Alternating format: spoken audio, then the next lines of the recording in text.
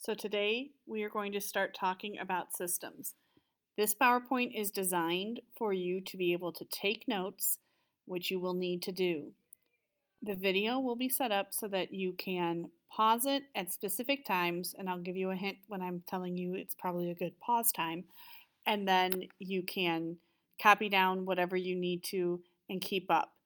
Please realize I am going to be talking about this much in the same way I normally do in class, which is giving you notes while talking. So you can probably keep it paced pretty well, unless I'm telling you definitely pause to get whatever you need down. So today we're going to be talking about a system, and it's important to understand what a system is. A system consists of two or more bodies or objects that are connected to have the same motion. Now, the really important part is, what do I mean by the same motion? The same motion means that they have the exact same acceleration and that their movement is linked to each other. This linking is usually done via ropes in this class, but it could be other means like rods or sometimes things stacked on top of each other that are moving together. An example would include things like trains that are coupled together. Obviously, the engine is at the front of the train, and that engine provides the force necessary to move the entire train, which is a big part of what we're talking about in this.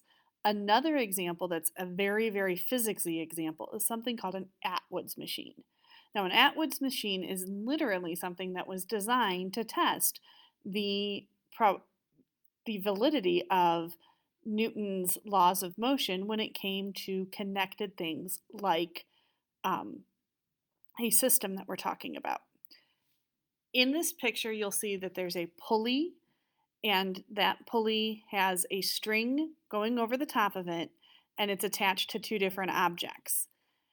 For our purposes, we're going to be using ideal pulleys and ideal ropes, which means that the pulley and the rope basically can be ignored. They have no mass, have no friction, and are not exerting any other forces. That the pulley is basically there to just change the direction of the force in the rope, known as tension, and that tension is the same completely everywhere throughout.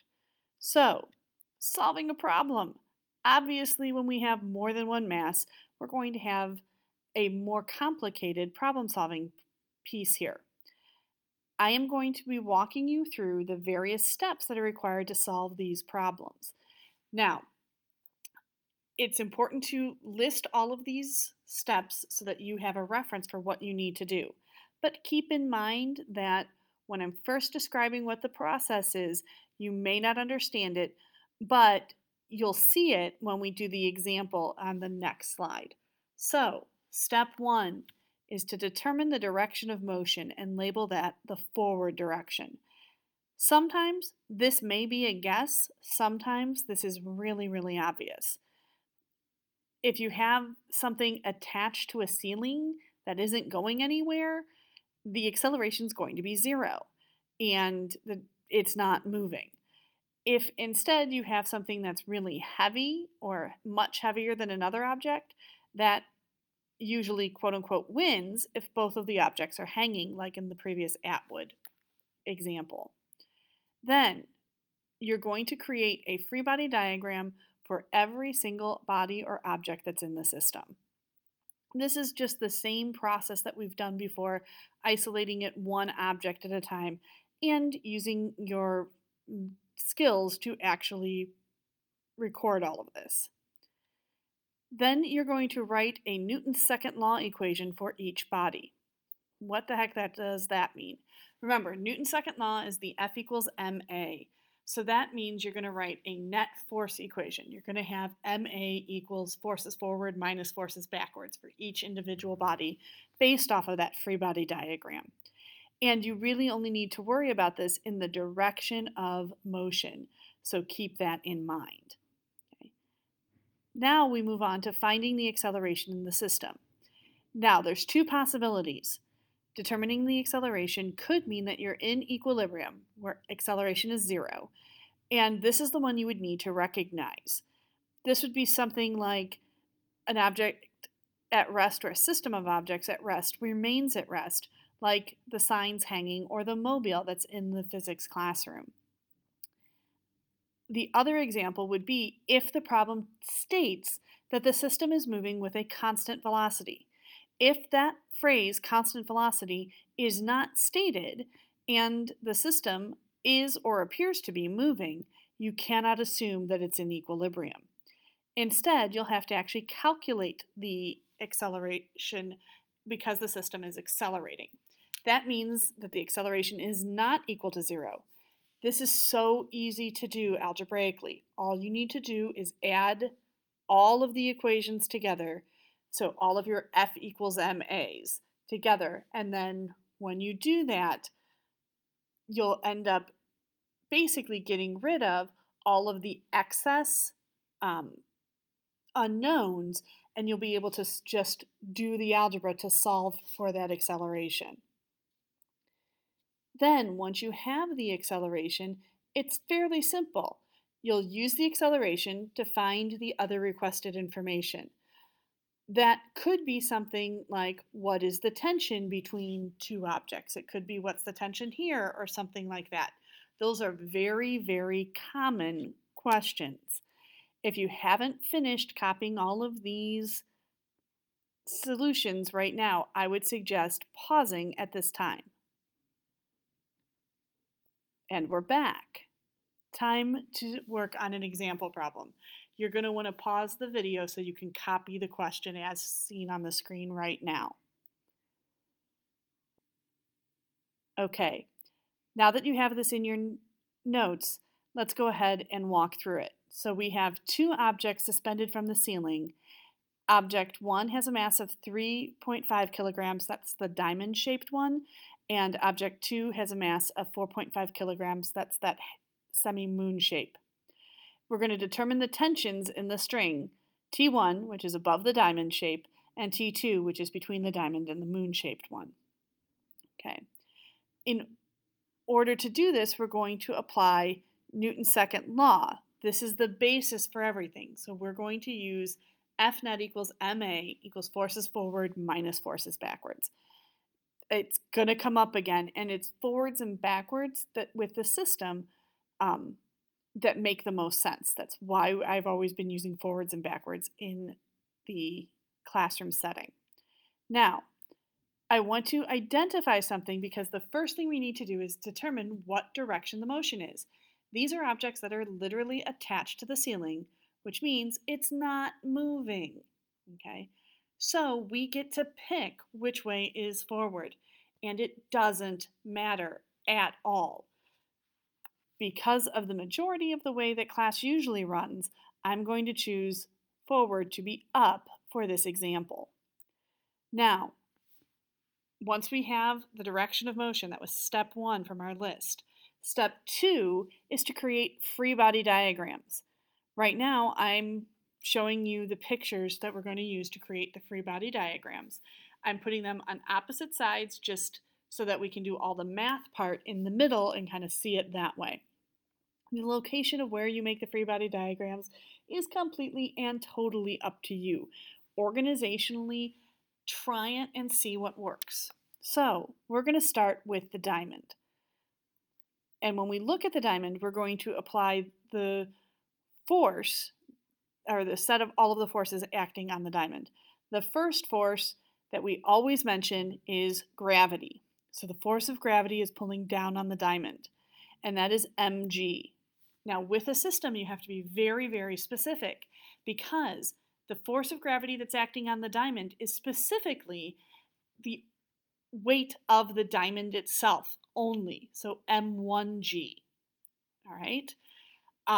Yes, the moon is also pulling on it, and the weight of the moon will affect the forces that are going on the diamond. However, gravity itself only works on that object.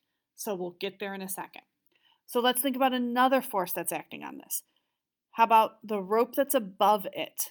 That would be a tension that's going up, and that one is the T1. Now, there's also a rope below it, and so that's going to be T2, and because it's below, it's pulling it down. It's T2 that's going to apply some of that weight from the semi-moon thing. Okay, and we'll talk about that in a second because right now what we've done is completely used up all of the forces that are acting on the diamond. So it's time to go move on to the half moon. So, looking at the half moon, one of the forces acting on it would be its own weight. Weight is mg, and the weight of the half moon would be specifically m2g. There is one rope that is directly attached to it immediately above it, and that would be the rope that has the tension T2 in it. So that would be pulling it up because it is directly above the moon.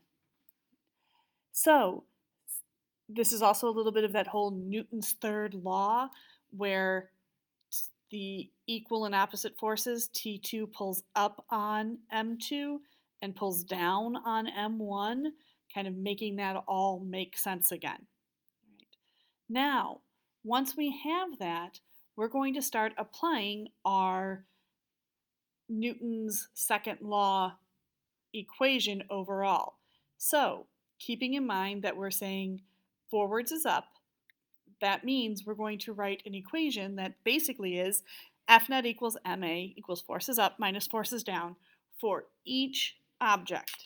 So for mass 1, that equation would look like m1 times a, or m1 times the acceleration, is equal to the force up, tension 1, minus the downward force of tension 2, minus the downward force of the weight of m1, or m1g.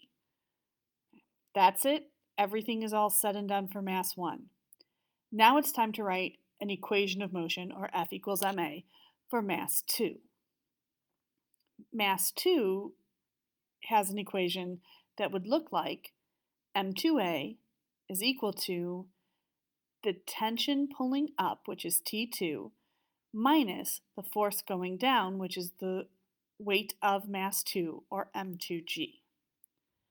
Now, this is the moment we have to figure out the acceleration. So I want you to think about this for a second. Don't we know that this is not moving? Okay, we already established that it wasn't moving when we were trying to figure out the direction of motion. So since it's not moving, that is a flashing sign that says the acceleration is 0 meters per second squared. We know that from the beginning. Okay. To find tension 1, we're going to start by finding tension 1. And in order to find tension 1, we're going to actually simply add the two equations together. Okay, so we'll add these two equations, left with the left hand side with the left hand side, right hand side with the right hand side, and that would give us that mass 1 times the acceleration plus mass 2 times the acceleration is equal to tension 1 pulling up on mass 1 minus tension 2, which is pulling down on mass 1, minus m1g, the weight of mass 1, which is pulling down on m1, plus T2, that is pulling up on object 2, minus m2g, that's pulling down on mass 2. So keep in mind, a system means they have the same acceleration. So that means A is constant, is the same thing. So we can eliminate the T2s because we have a minus T2 here and a plus T2 here. So we can have those go away and combine our other units so that we get m1 plus m2, that quantity times the 0 acceleration that we just mentioned before is equal to T1 minus m1g minus m2g.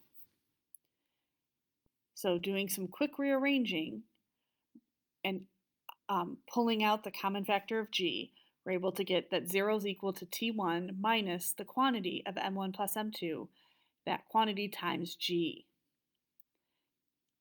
From there, we will move everything around algebraically and plug in the numbers, which leaves us with a tension 1 equal to 78.4 newtons.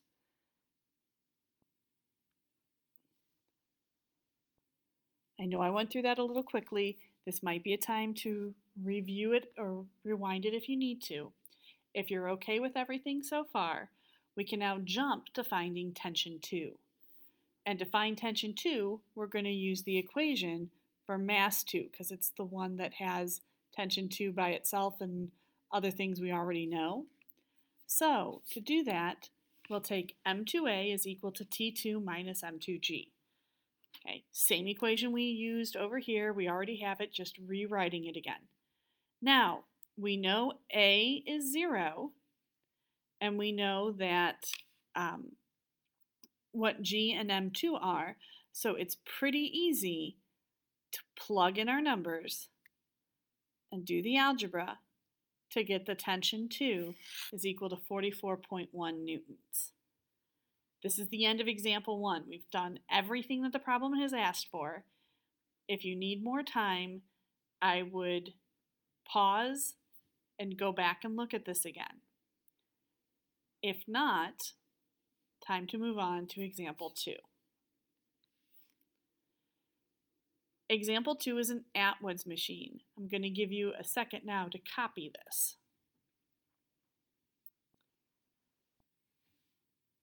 So, hopefully you've paused and come back. If not, pause it real quick, come back, and we'll read the question. An Atwood's machine is set up using an ideal pulley, which means there's no mass or friction in the pulley, and an ideal rope, which means the tension's the same throughout and has no mass, so isn't going to impact the system in that way. And it's connected to two different masses, MA that is 15 kilograms and MB that is 5 kilograms. The system is released from rest. Determine the acceleration of the system and the tensions in the rope connecting the masses. Okay, mass A and mass B are distinctly different in size. If they were totally equal, your life experience probably would lead you to the conclusion that if they were equal, they'd stay put. Absolutely true. Because they're unequal, we're going to have some type of acceleration in here. So we need to think about which way it's going to move because we're going to be plugging this into that F net equals MA equals forces forward minus forces backwards. So if A has the larger mass than B, we know that A is going to go down, and because there's a rope attached to it, that means B is going to go up. So as A goes down, B goes up, right? And so our forward direction is going to be in that kind of general idea that B is going up and A is going to go down. So next step, once we identify the direction of motion, is to create our free body diagrams. So I need two different bodies, body A and body B.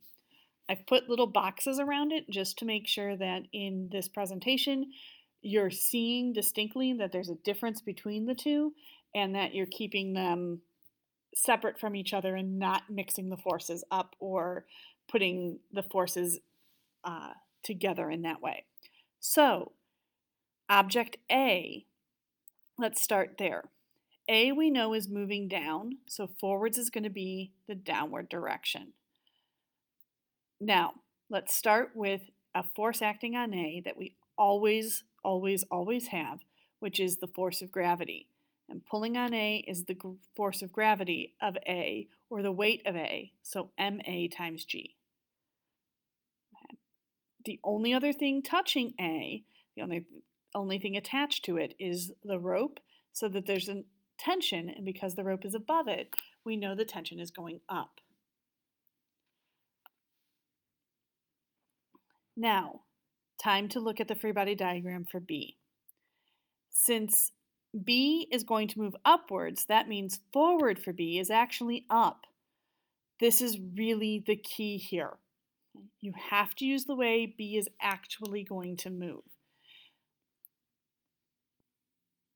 If by accident, when you were checking out your direction of motion, you accidentally had it go that A went up and B went down, That's okay. What you can't do is have them both go down or them both go up.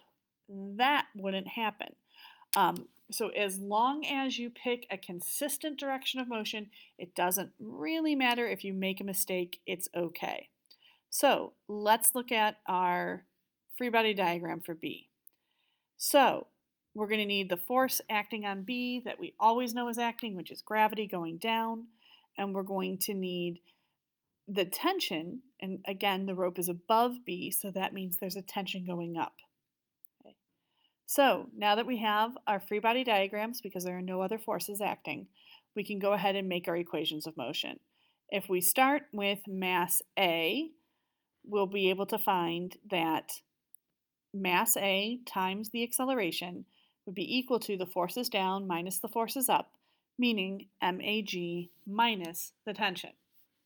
Simple, straightforward, that's it. To get the force for B, we're going to do the same kind of thing, but this time forwards is up. So mass B times the acceleration will be equal to the forces up minus the forces down, meaning tension minus MBG. Now, taking the two equations, we're going to combine them by adding them to get ma times the acceleration plus mb times the acceleration is equal to ma times g minus t plus t minus mb g. Lots of stuff going on there. Remember, a system means that the objects are connected in such a way to have the same acceleration. So we have the exact same acceleration here. We will also have the same tension throughout because it's an ideal rope. So combining and pulling out all of the factors that are the same and eliminating the tensions because they do cancel, we're able to get that the quantity of ma plus mb, that quantity multiplied by the acceleration, is equal to the quantity of ma minus mb, that quantity times the acceleration due to gravity g. Plugging in numbers and rearranging, we'll get that the quantity of 15 minus 5 times 9.8 divided by the quantity of 15 plus 5 is equal to the acceleration of the system. Plugging those numbers into our calculator, we should get that the acceleration is 4.9 meters per second squared. Now that we have the acceleration, we can easily find the tension. We can use either equation to find the tension. They will give us the exact same value. I am going to choose to use the B equation, mostly because it has T as a positive over here. So, using MB times A is equal to T minus MB times G, I have every piece of information except tension. So, I can isolate the tension,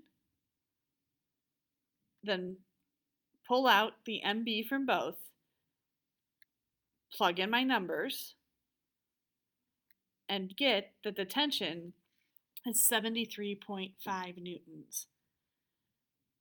That's it for this problem. Again, if you need to go back over anything or if it felt like it went fast, you can rewind and or pause. I'm going to send you to the haiku page in case you are looking for extra information. There is a PDF that you can download and or print that shows you all of the stuff that we talked about here typed up in a slightly different format, and it also has a slightly different example for you to use. I would also encourage you to go to the book and read about Atwood's machines and systems in our textbooks. Those pages are referenced on the circular motion and systems page on our haiku page. Thanks a lot. I will see you next class period. Be ready to do some problems on your own. There's going to be a worksheet on this.